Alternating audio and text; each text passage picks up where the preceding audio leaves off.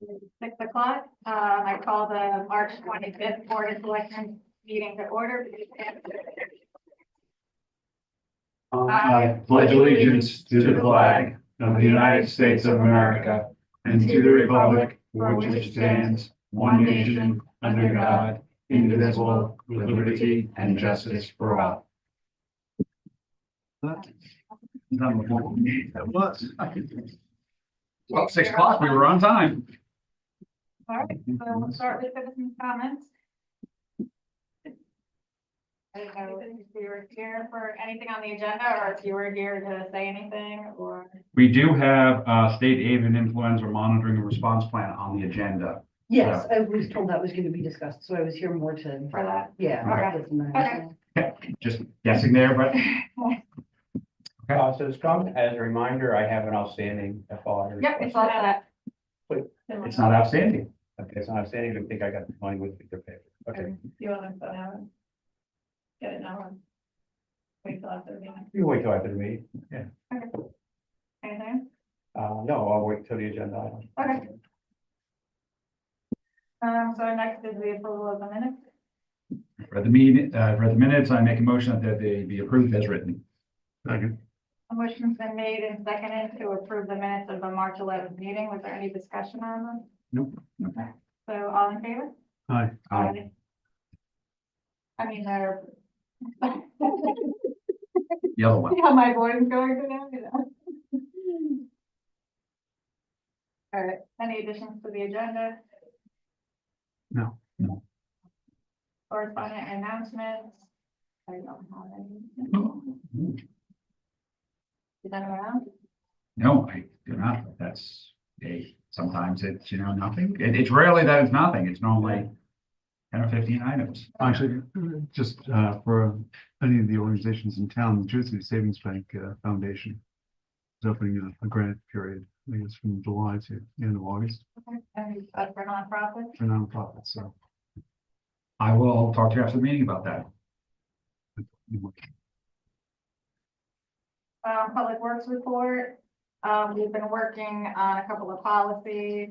They are getting a report together for, their winter report on how much, salt they used, and, they'll have that for the next meeting. And we've just been working on budget stuff. Local traffic authority, besides the increase, in town with, police coverage, anything on that either. Finance report. The only thing I have is we need to come up with the, start making the dates for the public hearing and, the town meeting for the budget. So the budget will be ready for the next meeting. For your review. So we'll have those, we can put those on for the agenda for the next meeting. Okay, you want to do it at the next meeting? So make sure you keep some dates in May for the town meeting. Let me know when you're not available. Okay. I don't think I have any travel in May. I don't think I'm traveling until July, so. Okay. Thank you. Ski season will be over. Okay, so treasurer's report, He didn't have a treasurer's report today. the ARPA fund, I don't have any updates. Trip, no updates. The water study, no updates, we haven't met, we'll meet tomorrow. And we're on the blade burner. Right. Okay. If we push this off to the next meeting, I've lost my copy of the red highlighted. I don't have the original unread highlighted ones. That's fine. So do you have a copy of that? Do you want a copy of the, do you have a copy of that? I'll grab a copy after the meeting. I have the original copy, but if there are updates, I'll grab the updated. That to the next agenda. And then. It's favorite topic. I just The wanted to, current hot topic. yeah, so I just wanted to give an update on that from, our end. It was, yeah, I received I was contacted by News Channel 3. They had some questions about the, well, first he's like, you're burning chickens in Voluntown, and I'm like, I'm not burning chickens in Voluntown, I don't know what you're talking about. But, so So a well-informed reporter. yeah, so I sent him to the town the town, website page with all the information on it from 2 years ago when I was contacted, from the Department of Ag with they were updating their avian, influenza plan. And they wanted to talk to me about it, and, so it was a Zoom meeting, and it was just me and the Department of, Ag Commissioner and the state veterinarian, explaining everything to me. And at the time, it was like when the avian flu like first came out, and I didn't really know much about it, and, they were just, planning another meeting to talk about, they were doing, investigation on different sites throughout the state to look into for their composting sites. And, nothing was set in stone as to what sites they were using. They were just like in their exploratory phase. And we, did whatever we could to say they couldn't use it here. They asked for permission to use the town, access to the land, and I said no.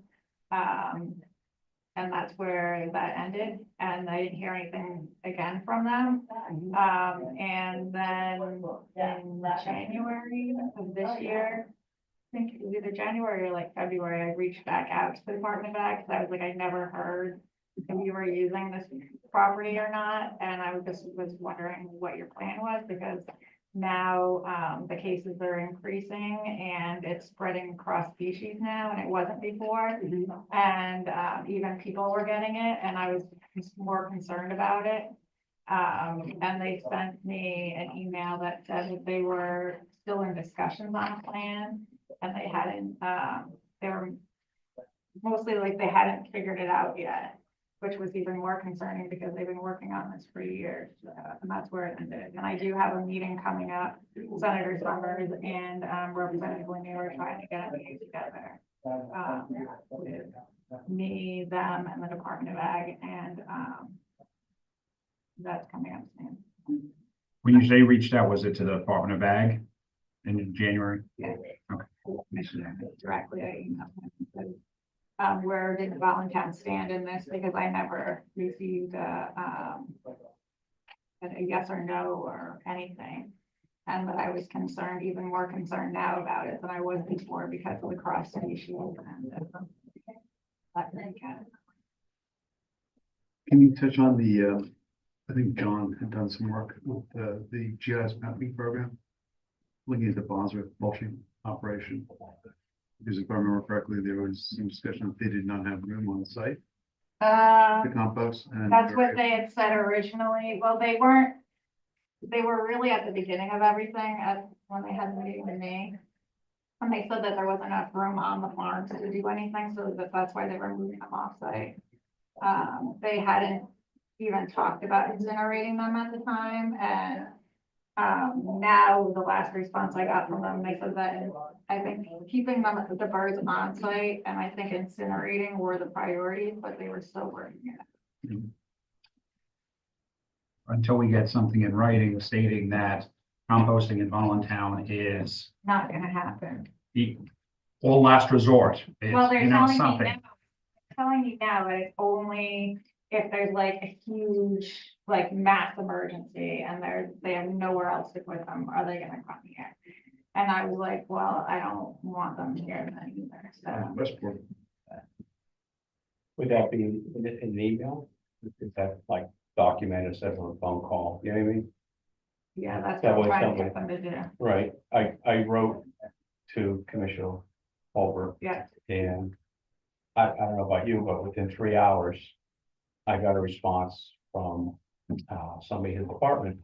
And my concerns, now I can give you a copy of it, Please. was the who and how was it determined that composting was more efficient or a better way to go than incineration? Because you still have to truck here, or you truck the incinerator, you have to, you know, multiple times you have to have contact with their carcasses versus, you know, you do cutsies in line at the incinerator and dump it and burn it. I mean, it seems kind of simple to me. And they respond in terms of logistics. Well, resource recovery facilities may present an option for, they can also come with additional challenges related to costs transportation, and need for more complex coordinations. What are they talking about? Incineration, that because of the costs associated with it. You know, they're saying it may be more cost with that than composting, and I point out my email, in their plan. After during all the time that they would be composting, for 30 days after that. They're saying up to 30 days, may need to maintain a police patrol. So the cost of a trooper, time and a half, you know, for 30 days. So They should have the compost. I noted that, and they sort of ignored all that and went into their, Well, it's weird that they're bringing up costs too, is because everything will be done under like an emergency, status, which they Right. can claim FEMA funding for. So it's yeah, kind of weird. but they keep using the word cumbersome for incineration, and I don't know. I got maybe a definition of that, but cumbersome with, you have to load it either way Yeah. if you bring it off site. So you're just gonna dump it once or however and I even pointed out that you already have water and air quality standards and methods to monitor it at the incinerator sites. You know, you wouldn't have to keep reinventing the wheel for this. And they just kept saying how he says how cumbersome it's going to be.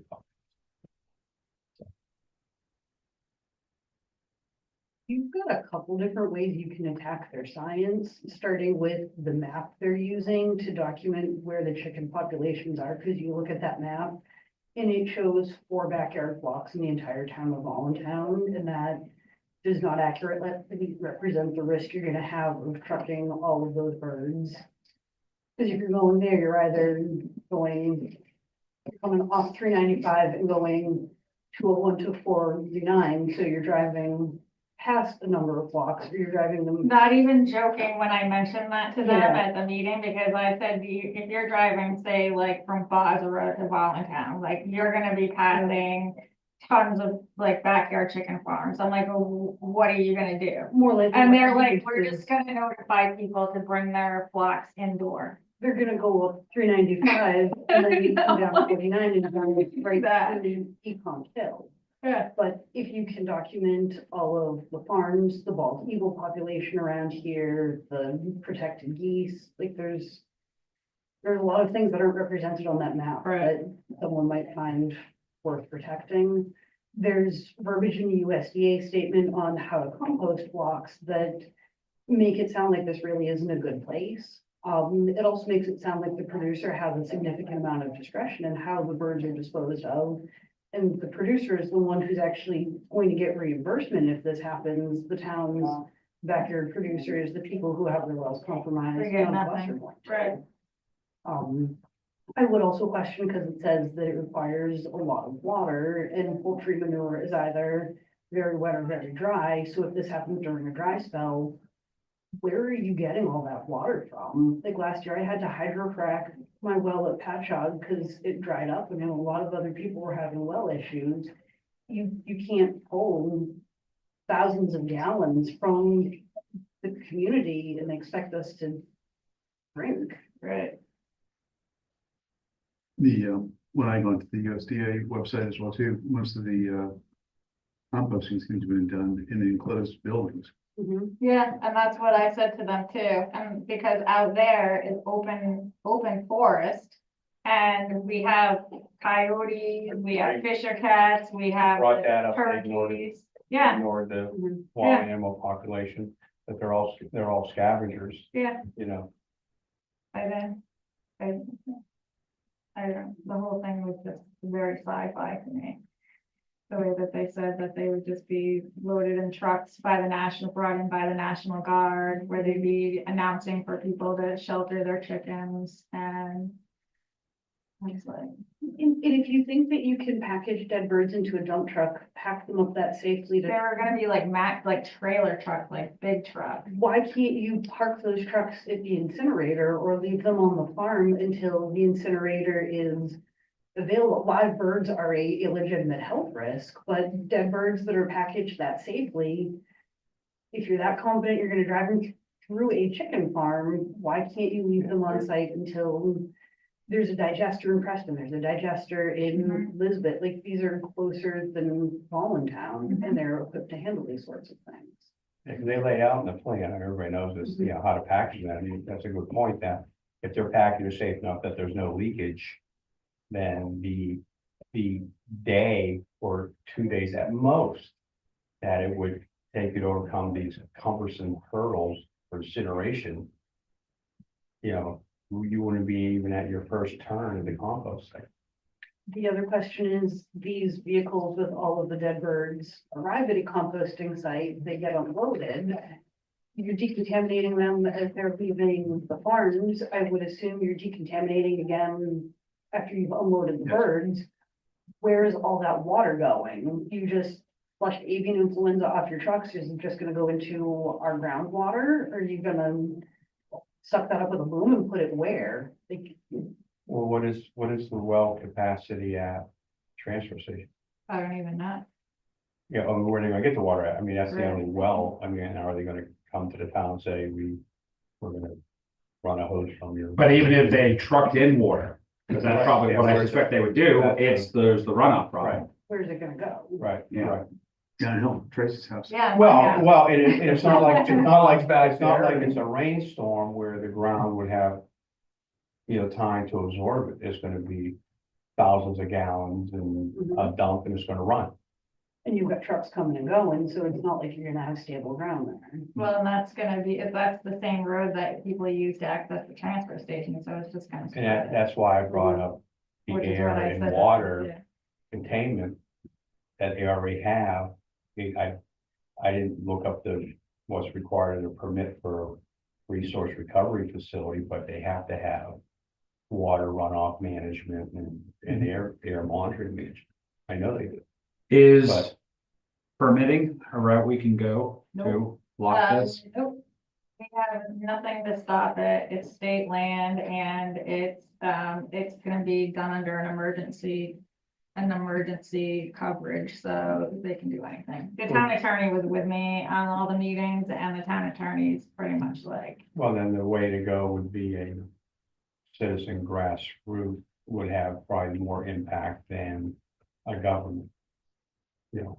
body. You got a response in 3 hours from someone to your email, Right. so.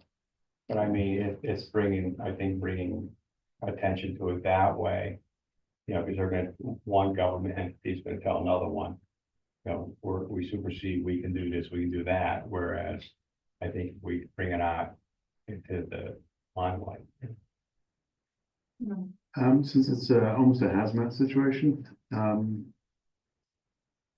would almost think that it would behoove us to explore what the cost would be to prepare the site, or what the state's cost would be to prepare the site, to put in the concrete that you'd have to have so that it's on the water table, to build the structures to cover the composting material, and to have all the material on site that you need to cover these birds.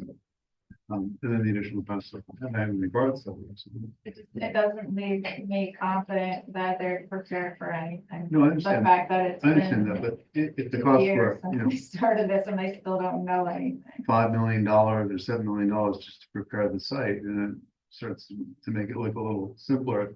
Path of least resistance is to take these vehicles down to the incinerator where they do have a large asphalt driveway where you can set up a hazmat station, where you can wash the trucks after they've dumped the birds that are on. So the one thing I used to say, the well down there belongs to the Allentown transfer station. So, Well, I would agree with that. They're gonna truck it in. Yeah, they're gonna truck it in. What pumps up there? Yeah, because I know we would want them to use But water. the recovery facilities will already have, you know, infrastructure to catch runoff. I mean, what rains on their garbage pile and on it. I would So- think that they're protecting their site from runoff, no? That would be something I can mention to them at the meeting that they need to consider. So I'm gonna suggest something from left field here. What if we take the initial approach that that we are all for this, but that we are willing to work with the state? How much would it cost the town to get engineering plans. So we're not paying for anything. If we're fighting this, it's gonna cost us. Well, Just what everyone was saying Oh, about they're- what it would take to engineer the site Their to be engineering, usable. their engineering Not our plans, site, though. Not our site. I understand it's not our site. They're. Well, oh, okay, or we thinking that they already have, they must have plans already drawn up, right? I'll find out, I'll find. But what I'm suggesting is, if we Yeah, I mean, I'll. had plans and said, here's the cost to use this site, present that back to the state. So if they don't have the plans, we give them the plans Well, it's on what it their, it's costs. their property, like, we're not, I don't want Yeah, to pay to have what's, anything what's done. the access? Do they have, is it a right of way? Is it a pent way? Do they have direct access to it? Does our property, how are they gonna get there? But, well, first of all, you said that they asked you for access across our property. And you've already told them no, right, which is interesting because this same topic is on the transfer station's agenda in 2 weeks. yeah, we put it on there to talk to them about it. Okay. So, I mean, there's obviously the state is gonna use our property no matter what. Right, whether or not they've got an easement or a right of way. We don't know if they're using it or not, they haven't answered the question if it's definitely gonna be used. They still haven't even answered that. So, I don't even know. well, maybe something to look at would be to find out there've been apparently 120 million chickens culled over the course of the last 3 years. In Connecticut, Yeah. No, in how the are they country. supposed to- Is it just Connecticut or I thought it was in the country? No, in the country. I don't know where they were, but how are those others? They haven't had any major, Not in Connecticut. not any of the Well, big I know farms. it's just Pennsylvania, been they have family, had like, some. local. Might be good to do some research and find out where these blocks have been culled, how they were handled, what, if we can talk to those towns and ask them what happened. Yeah. I'm sure they'd be happy to tell us. Is that for good next step? again, not reinventing the wheel. Well, somebody's had experience with this, Yeah. 120 million dead chickens. It's not gonna be the first people. Yeah, I mean, to find out, you know, how close to, you know, if it was in Iowa, I mean, you could not, you know, there's nobody. But, you know, if it was someplace in a populated area or, you know, There's also another cost that the state would be liable for if they've been advised that they're unprepared for this and they still insist upon doing it anyway. Then I'm sure the state would be more open to a class action lawsuit. When you've made them aware that these are all the things you need to do and you haven't done it, you've been informed and you talk to the Department of Agriculture, you talk to the state veterinarian and so forth, so on, and they go ahead and do it anyway. Yeah, I'm not a lawyer. That's part of the cost of everything, like. this is- Right, but Do it the right way, this is. if what's there's gonna an cost you. emergency declaration, I think that indemnifies the state. I'm not a lawyer, I don't know, but Yeah. I would think they might be indemnified up to a point, but if they knew beforehand that these are the steps that they should have taken to prepare for it, they've already spent 18 months or 2 years talking about it, and you've given them the information and asked them to do these things or find an alternative, and they do none of that, then there may be some protection, but well, that's why I think to get to that point is to almost, you know, on a grassroots effort to put pressure on them. Because if they're gonna get reimbursed for this cost, okay, so let's say it's the compost, police patrol, book, 7 million. And if they're saying it's cumbersome and expensive, the incinerators, 9 million. Okay, but they're gonna get reimbursed anyways from the feds, 7 or 9. There's no cost to them. And can a grassroots effort put pressure on them and say, hey, you know what, we don't want to bring into any town, let's just take it to the incinerator. Mhm.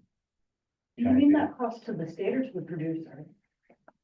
I think it goes, I think the producer gets reimbursed. And then the state would Like obviously every declare an emergency and seek reimbursement from the feds. The town gets Producers nothing. have discretion in how the birds are disposed of, or is it the state that decides? I don't know if that's in the plan. In the plan, I think the state declares an emergency Yeah. and if they don't have it on site, then then they decide. I mean, it says in the plan that on site is the best way, but then they go. exceeds capacity of site and- They think of consideration first, but then they go to the expense and cumbersome expense. And that's why they show the composting and the big emphasis on composting. Mhm. But both mirror each other as far as how you have to package and double layer and how many mils the material has to be and police escrow and all that. And then it goes into all the composting operation, whereas it's only 3 or 4 steps to incinerate it. But they just are hung up on this cumbersome and expense. And it's ultimately going to get reimbursed. But I think maybe a grassroots effort to, say that a town doesn't want it. Then all the other towns, now, when that runs off, does that come right down to Bailey Pond, or is there some exposure to Sterling also? No, it goes to Bailey Pond. Okay, so when Sterling wraps around the Because back there, there's No. no it goes down to strictly the law. Yeah. Okay. where the comp, Top of that bill. goes right Right. down there. Right. Yeah. Because that's what the problem was with the mushroom composting. It's all my area. It was before I was there. Because it used to be mushroom composting. So. But within the state forest there's like 3 or 4 farms back there. Yeah, That there. would be contaminated Yeah. as well. I mean, it's just, it's It's, fascinating. Wood Pawcatuck watershed back there. Well. It's another state we can get involved. Yeah. All right, I'll try and see if I can find out what other communities have gone through this. I think it was, if you go to, ChatGPT. no, it's actually, there's links. On the SDA website. Yes, North Carolina had a big problem with it too. I have the links. I'll forward them to you. Okay. Because I was looking, I think there's maps and everything. I think California was where they've had cases. So. Does anyone else have anything else? No, I'll give you a copy of what I Yeah, received. that'd be good. I'm trying to get the meeting done next week, so, I'll have more information after that.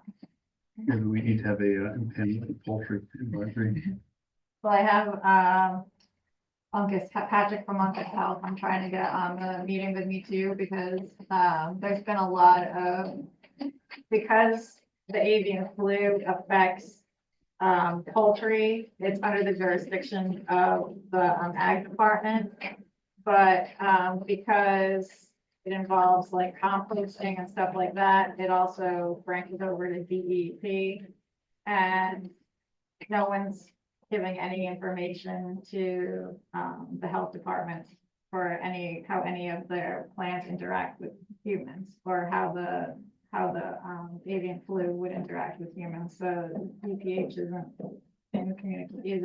invited to the table for these discussions. So they're getting disjointed information too. So when people go to them about having questions about anything, they're getting infrequent, inconsistent information as to what to tell them. And it's also being, they're testing cows now too. They're testing cattle now.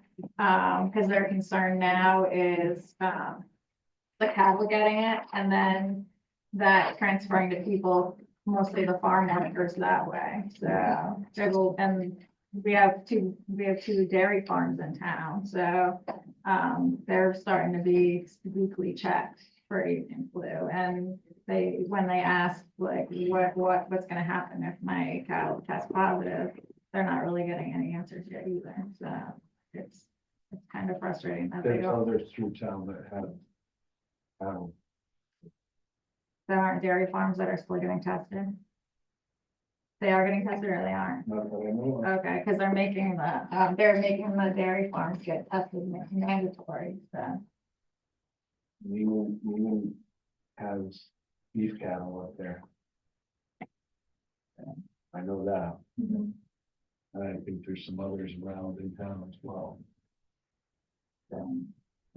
So. Well, yeah, Wiley School. Beef cow, There's, yeah. yeah, beef cow. Gulls. And the Department of Ag did send something out a couple of months ago about cats. How cats were getting it, I think, yeah, mostly eating, from eating the birds, Yeah, eating birds. yeah. Which there's a lot of feral cats on. On Brown Road. And Brown Road too, correct.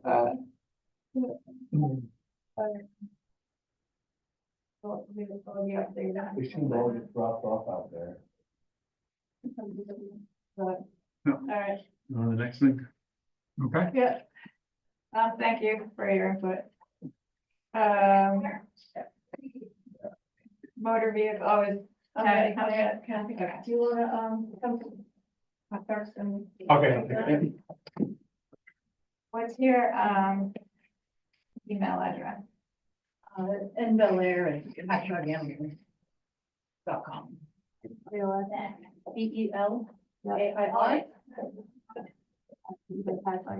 Correct. Looking at the hospital, I just. It's patchoganic.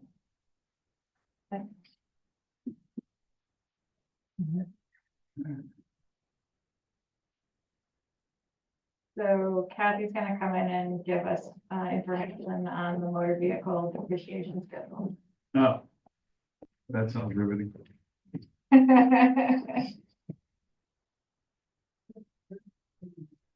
You can sit there.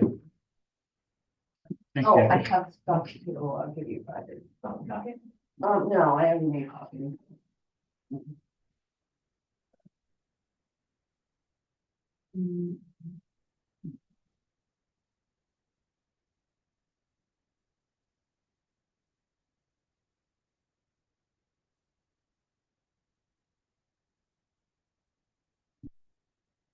Takeaways. What's that? More takeaways. Yeah, more Brian, reading later.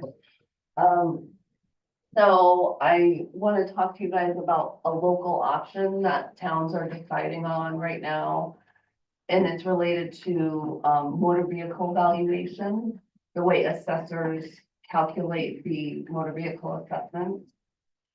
So up through the 2023 grand list, the method was book value times the assessed ratio. And that's the way that they had done it previously, but what happened was during COVID, all the values went up of used vehicles. And that didn't really go over very well. So they changed it to MSRP times depreciation. In this packet that I gave you, there's a depreciation schedule. And this is the schedule that everybody was supposed to use, but they recently gave an option to do a higher depreciation schedule, which basically will raise the assessed values of the vehicle. So the tax bills would be higher. And I did a couple of examples on the last page with all three methods. You can see the difference. So the local option, that depreciation schedule raises the depreciated value by 5%, like the percent good. So for example, the first 3 years on the original depreciation schedule starts at 85%. And then each year it goes down 5%. All the way to 15%. But then this local option, it'll start at 90% and then bottom out at 20. So is that across this entire table, a 5% bump up, basically? Yes, so the top 3 years would be 90%, and then, the 80 would be 85, the 75 would be 80 and so on. And it will bottom out at 20 instead of 15. So what that does is it raises the assessed value. So the tax bills will be higher. A lot of towns are adopting this, but towns that have done reval generally have opted not to. And I think it's because, like, we've done a reval, so residential assessments have gone up on average 67%. So it doesn't really make sense for this year to have the motor vehicle value higher than necessary. That's my opinion. But in future years or something. So, It's the Board of Selectmen's decision whether or not they want to do the increase rate or not. Is what we're talking about. Is there a phase-in period where it automatically happens if we keep the lower rate? It's automatically happening no matter what. which one? The 5% higher table. That's a local option. So towns can vote on it. So you don't have to do it at all. And if you want to, you'd have to vote on it. Was this always set at the state rate? The state always set the rate, correct? Or the value?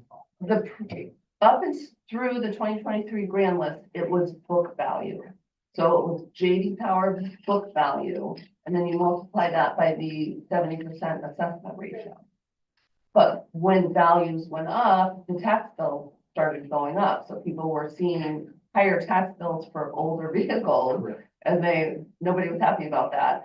So then last year with Public Act 22-118, they changed it. So now it's depreciated value. So you start with the MSRP and you use the depreciation schedule. So that way it's going to go down every year. So the depreciation schedule I gave in your packet, that was the one that the state came up with the Public Act 22-118. But there's a local option if you want to go to a higher depreciation schedule, which will increase in assessment, so the tax bills with the motor vehicle bills would be higher. Good question. Joe, was it a lot of towns decided to go to that because they lost a lot of money in their assessed values, like their assessed values for vehicles went down so much, That combined with the veterans 100%, that new benefit. So towns are taking hits on both motor vehicle assessments and the 100% veterans assessment. so all the assessments is basically on the houses now rather than dispersed between personal property and vehicle property. Well, the vehicle taxes are still there. I mean, Right. there's still, but because there's a hit to both brand lists, the new depreciation schedule makes it so there's not as big of a drop Yeah. to the motor vehicle grand list. That's what I But heard. as I said, with towns that have done a reval, the assessments on real estate have gone up so much that most towns that are doing revals are not adopting the new depreciation schedule. Right. Because we're kind Because of, of our the- grand list has Why been, not? went up Yeah. significantly Yeah. because of the revaluation. The 85%, yeah. Yeah. Mhm. That's what I. But heard. in future years, you can adopt it in future years. If you would. So, she's recommending that, because we had the assessment and we have our increase in our grand list, that not to do the Higher. higher. Go for it. For the 2024. For 2024, and if we want to change it next year, we can revisit it. Sounds good to me. We have a plan too. So can I ask one question? So Yeah. that, what you're proposing at the higher, that's off the MSRP of whenever the car was bought, correct? Yes. And not the blue book. No, there's no more blue book value. The state So, changed it. so is it coming off the blue book value this year or no? No, the tax bills that are going out in June, it's going to be MSRP, and times the depreciation factor. And we're getting the lower depreciation factor rather Versus than. 70 versus using 75. Right. Correct. Okay, then I just wanted to understand it correctly. Yep, no, it's, Because we we all. want to make think everyone that's- understand. Yeah. 9 vehicles. And if you own a truck, Did I it's take still that free. right? The truck taxes are. So do we need a motion on this? I think we can do a motion. That would be good. So moved, take the lower depreciation. So factor the above 85%. The 85 for the first 3 years. Second motion. For 3 years? For the first 3 years. 85 is the first 3 years of the Yeah. vehicle life, Right. and then it goes to 80, For this 75. For this grand list, we just want to say for this grand list. Yes. Yes. It was your motion. And so it is. For this, second for this grand list. Okay. Yes. So the motion's been made and seconded to, stay with the 85% for the grand list, next grand list, this grand list. Grand list 2024. 2024. All those in favor? Is there any more discussion? No. Okay, No. all in favor? Aye. Okay. Perfect. Okay. Thank you, Kathy. Thank you. All Not right, often we get that homework. next you have, Sixth grade algebra problem. Thank you. you have, in your packet, the job description for the agent for the elderly. It's been presented to the elderly commission and we've made some changes with them and that's what they recommend. And the same thing for the disabled van driver. We worked it out with that, I worked it out with them and didn't get any changes on that one this time. Just had one question, under the minimum required qualifications. Do they really have to have a bachelor's degree? That's why it is, Grade No, 4. yeah, or related or equivalent experience. It's not, it's not required, it's Okay. just, there. Okay. Or equivalent experience, that's good. Yeah.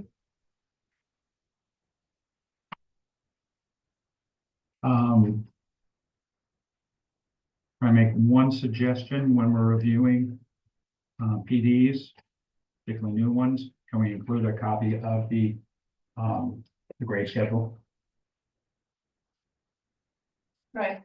Did we decide on the grade schedule tonight? Nope, not yet. Okay. I thought we had voted on that grade schedule. Not for that. Not for these positions. No, this is Oh, for all. the one chart that is the grade schedule that spells out what a grade 4 earns, what a grade 2 earns. Just so, because just looking at this, we've got, okay, a grade 2 and a grade 4, great, how much is that? So. Okay. Please, thank you. This one.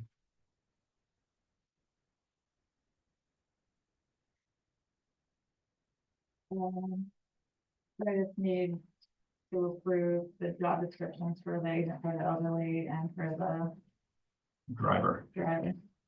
I make a motion to approve both job descriptions. Second? Is there any motions been made and second? Is there any discussion on them anymore? No. Nope. No. All in favor of approving the job descriptions for the agent for the elderly and the driver for the senior and disabled one? Say aye. Aye. Aye. Did we park that at the town garage? Yeah. It hasn't been there for about 2 months. I know it has been there for a while, but I've been meaning, I kept forgetting to ask. So it's not just, hey, where'd that go? And we worked out, as far as the program goes, we worked out, the reimbursements with the grant, so we do have the dollar back up again. And we're going to be ready, hopefully have everything in place to start the van in next budget, so in July. Hopefully. Assuming we can fill the position. Great. So the next thing is the transportation policy, the elderly and disabled transportation policy, which is also attached. And has been, submitted to the elderly commission who helped with it as well. This is the policy, so it has vague areas that are to be determined, like the fees or nominal fee may be charged. It's all based on the budgeting too. Mhm. The budget year, some years we might, want to do a fee, some not, and it's all will be determined with the, elder agent for the elderly who's gonna oversee this when, and the elderly commission when we are doing budgets every year. So. Can we, I don't think it needs to be in this first version, but a recommendation for an update to the policy is to specify that fees would be listed in appendix. And then we can update the appendix year over year, Okay, so that it's not a full update to the policy. Yeah. That's that's stated kind of corporate. what we like, I guess we didn't say it in there, but that's what we meant when we were doing that. Okay.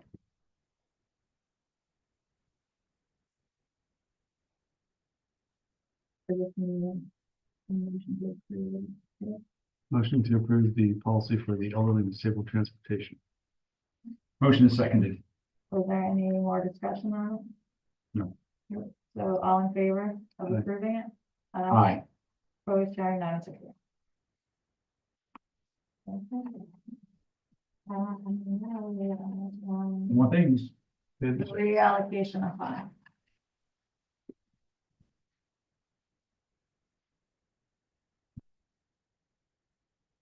Want me to explain them or? Yes.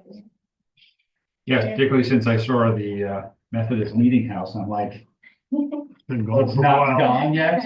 Well, that's the point of this, is that it is gone, it's done. Yeah, it's the leftover money from that. Remaining in it, that I can't do anything with it until, you know, we had to do the policy at the last meeting. So I'd like to move those funds and completed and closed out to, the dog fund.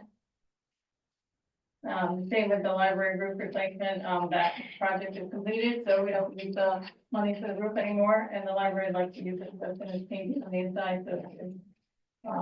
We'd like to reallocate that money to the library building improvements. So they can use that to finish changing the inside. The other one is a municipal center, we had appropriated 10,000 at a town meeting. So we're giving up. Huh? So we're giving up. I don't know that we're giving it up, but we're mostly, we've been going towards grants and other avenues to do that, so I think it's better, served to. I thought the original reason why we were doing putting money aside for that was if a grant came along that was a matching grant. Well, $10,000 isn't really much to do anything. So, But we had discussed doing 10K per year. yeah, but we were figuring, Yeah. yeah, now There's the CIF Community Investment Fund grant that does a lot of study, so.